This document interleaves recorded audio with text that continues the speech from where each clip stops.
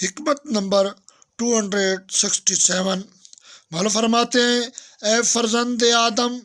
اس دن کی فکر کا بار جو ابھی آیا نہیں، آج کے اپنے دن پر نہ ڈال کہ جو آ چکا ہے، اس لیے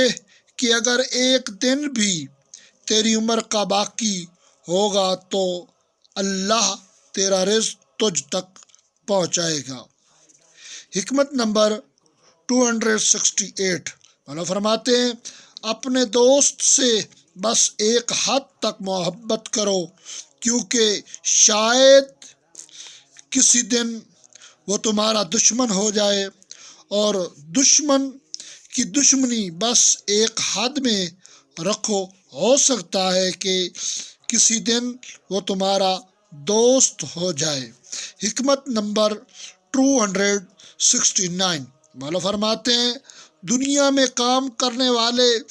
دو قسم کے ہیں، ایک وہ جو دنیا کے لیے سرگرم عمل رہتا ہے اور اسے دنیا نے فقر و فاقہ کا خوف کرتا ہے، مگر اپنی تنگ دستی سے مطمئن ہے،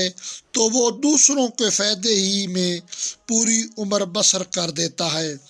اور ایک وہ ہے جو دنیا میں رہ کر اس کے لیے عمل کرتا ہے اور اس طرح وہ دونوں حصول کو سمیٹ لیتا ہے اور دونوں گھروں کا مالک بن جاتا ہے۔ وہ اللہ کے نزدیک باوقار ہوتا ہے اور اللہ سے کوئی حاجت نہیں مانگتا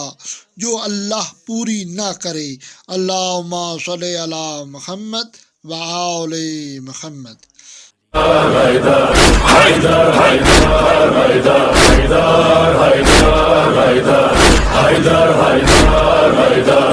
ایمان